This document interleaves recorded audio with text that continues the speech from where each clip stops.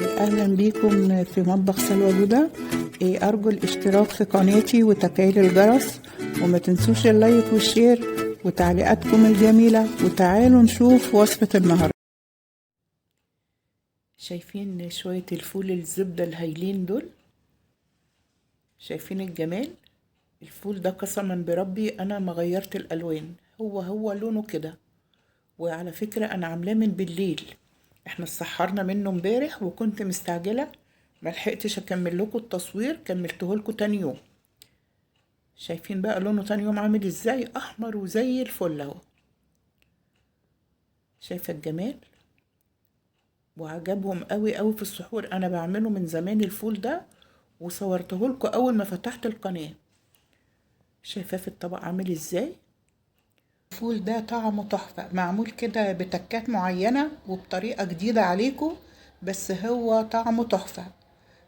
قبل ما ابدا بقى، بسم الله الرحمن الرحيم وبه نستعين. اللهم صل وسلم وبارك على نبينا محمد. اللهم اجعل يومنا عطر بذكر الله. اهلا بيكم حبايبي في مطبخ سلوى جودة. كل سنة وانتم طيبين يا حبايبي، رمضان كريم عليكم وعلى أسركم، وربنا يعود عليكم الأيام بخير. أول حاجة حبايبي، أنا غليت المية ومجهزة بقى اللي في الطبق ده معلقة صغيرة سكر، ومعلقة صغيرة بيكربوناتو، ونص معلقة كمون عشان الغازات اللي في الفول. وبنزل بيها، وخدي بالك من الفوران، البيكربوناتو بيعمل فوران. اقلبهم بقى. انا كده طفيت النار، اول ما المية بتغلي بطفي النار وبنزل بالمكونات بتاعتي وبقلبهم حلو قوي. ومجهزة بقى معايا نص كيلو فول تدميس. فول التدميس بيبقى لونه ابيض. خدي بالك بيبقى بالحجم ده، لا دي اجمل فولة للتدميس. نقيته حلو قوي وما غسلتهوش زي ما هو كده، وهنزل بيه في المية.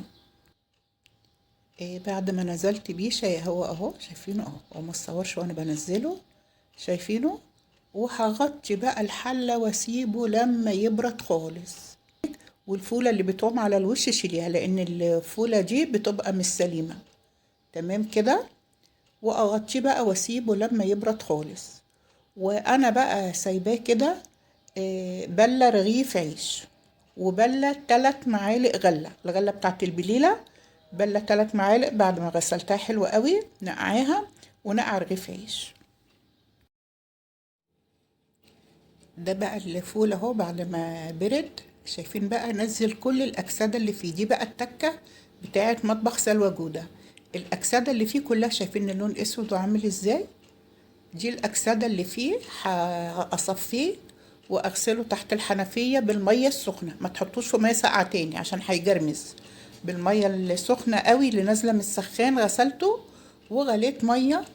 وأتخلص بقى من الريم اللي على الوش ده، أطلعه بقى كله كده. وأجمل أداة للريم المصفى دي. بصي بنشيل اهو، وبغسل الفول تاني تحت المية السخنة وبرجعه تاني في الحلة. ابسط واسهل طريقة. تمام. ومجهزة بقى معايا. معايا هنا معلقتين كبار خل، وليمونة كبيرة عصراها، بس ضروري نعصرها في مصفى ونتخلص من البذر وانزل بالقشر بتاعها. وطبعا الليمون قبل ما بنعصره بنغسله. وادي الغلة بتاعتي اهي، صفيتها اهي بعد ما اتنقعت. تمام. وبس كده، ولا هضيف اي حاجة تاني. تمام كده. وهغطي بقى الفول وانقله على العين الصغيرة خالص، السهراية، واهدي عليه النار خالص خالص. قعد معايا 3 ساعات. وادي الفول بتاعي استوى. ومجهزة بقى رغيف العيش. هحطه بقى انا هعمله بالهاند بلندر. عايزة تعمليه في الخلاط اعمليه. وضفت عليه معلقتين كبار بابريكا. تمام. يبقى هنضيف عليه معلقتين كبار بابريكا. وانا هعمله في الهاند بلندر. وممكن تاخدي المضرب البيت بتاعك العادي، تشيلي واحدة منه وهتستخدميها هتأدي نفس الغرض بواحدة بس. وانا قبل كده عامله لكم على القناة الفول بالسجق، وعامله لكم دقة العربيات. هنزلها لكم في صندوق الوصف. واجي بقى انزل بالخليط اللي انا عملته.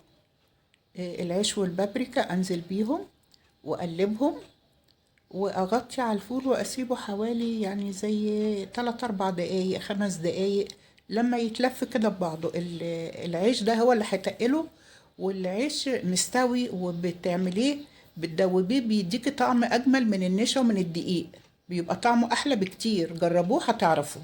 ده بديل النشا وبديل الدقيق. بقلبه بقى كده. وفي تكة تاني انا عملتها بس ما صورتهاش، كنا بقى بنجهز السحور مش هكذب عليكم وكنت مستعجلة. عصرت نص ليمونة كبيرة ونزلت بيها تاني على الفول. ده زيادة تأكيد عشان الفول ما يسودش، هو كده كده صدقوني ما بيسودش، وزي ما أقسمت لكم إن هو ده لونه الطبيعي، أنا ما غيرتش اللون خالص. وعلى فكرة أنا قلت لكم قبل كده إن ده بايت، ده تاني يوم. أنا بجهزه لكم دلوقتي وأنا واقفة بجهز الفطار. يوم كده هتاكلوا أجمل فول بجد. يبقى تعملي كل الخطوات اللي أنا قلت لك عليها وما تضيفيش أي حاجة زيادة، وجربي فول مطبخ سلوى جودة. ولما يبرد بقى هعبيه في الاكياس على قد الوجبة بتاعت السحور. وما تنسيش 3 معالق كبار غلة، عشان انا ما قلتلكمش حجم المعلقة. والفول دوت بقضي بيه يوم وجبة فطار مع بطاطس محمرة مع شوية سلطات، بيبقى اجمل فطار. ممكن بقى نعمله زي ما هو، ممكن نعمل فول بالسجق، مش مشكلة. المهم ان احنا في يوم بنفطر فيه فول. ويا رب يكون الفول عجبكم، وجربوه قولوا لي رأيكم في التعليقات. وما تنسونيش في اللايك والشير والاشتراك في القناة وتفعيل الجرس. استودعكم الله واشوفكم على خير في وصفة جديدة من مطبخ سلوى جودة.